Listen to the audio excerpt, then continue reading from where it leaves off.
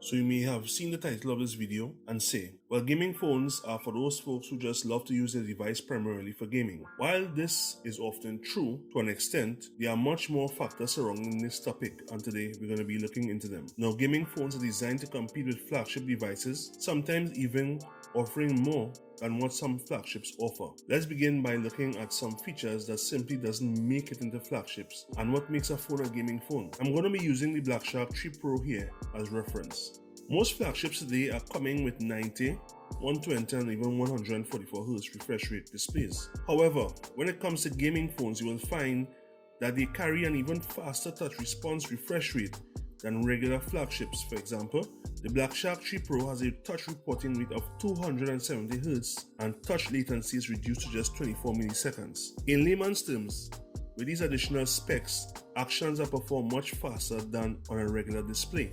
But can you really tell the difference though? You do, if you are really paying attention to it. However, I am a lover of a large display such as this 7.1 inch 2K display. This is ideal for gaming. The purpose a gaming phone is designed around is the ability to give the user the best performance possible that flagships possess, or sometimes a slightly better one as in the Snapdragon 865 Plus for example.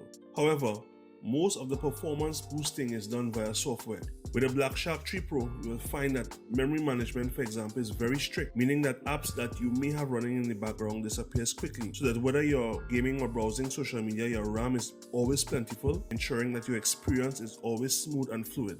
This experience, however, can be a bit annoying for the average user, seeing that you won't expect apps that you're switching between to disappear so quickly. Thankfully, this can be tweaked in the settings. Further performance enhancements can be found while playing games. This device has something called Shark Space. It's a separate UI that gives you total control to further enhance your gaming experience. On other gaming devices, this space will be different.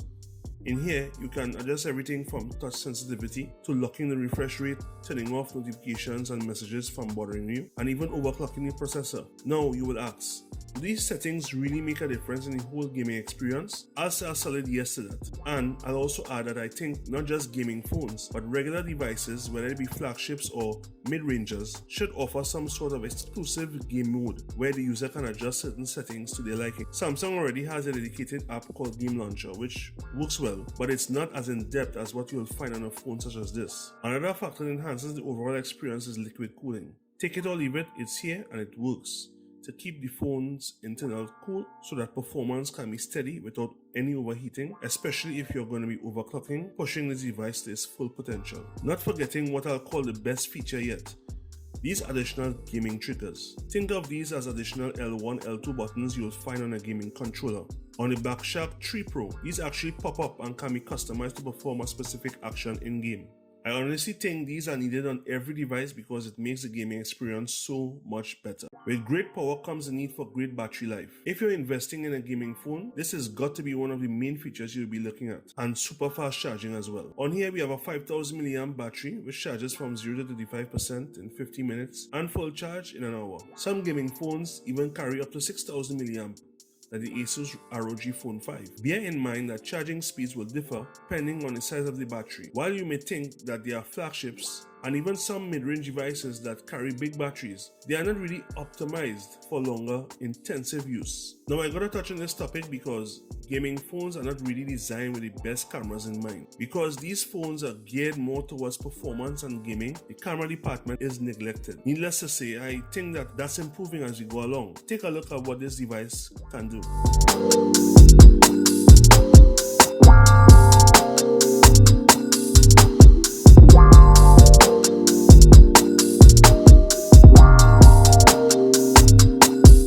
Okay folks, this is how the front-facing camera records. In case you guys want to use something like this for your vlogging or whatever you need to do. Quality is not that bad, as you can see. Let me know what you guys think. Now if you're going for a phone that focuses more on photography and videography, these phones are not for you. The headphone jack has been missing in action for some time now, but this is one feature you're gonna find on most gaming phones. Want lag-free audio while gaming? Then this is the way. This is the way. This is the way.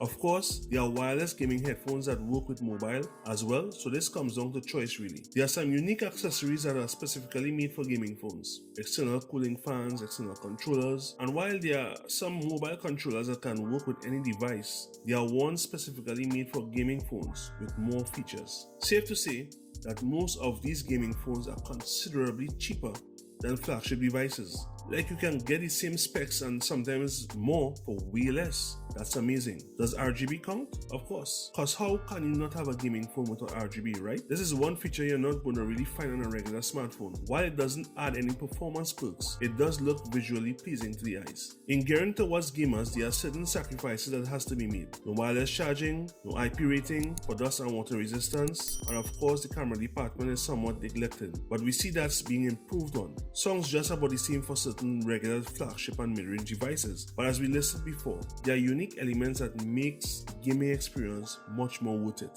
So seeing that we have covered most of what I think are the main features of what makes a gaming phone, question is it necessary to get one, and who is it really for? I'll say these devices are for those of us who really want to take our mobile gaming up a notch and experience that performance boost we don't really get to experience on regular flagships. Since esports is a thing and continuing to gain popularity, many folks will want to compete on a pro level at some point, and you will need the necessary tools to do so. This right here is a step in the right direction. For the average consumer who don't really care about the best pics and videos but wants the very best performance one of these devices can dish out, then this is certainly for you. It all comes down to preference, folks, and hopefully this video has helped you with your buying decisions. This has been your tech savant, and if you have enjoyed this video, please leave a like, share to educate someone else. Don't forget to subscribe if you haven't, and I'll catch you guys in the next one. Bless.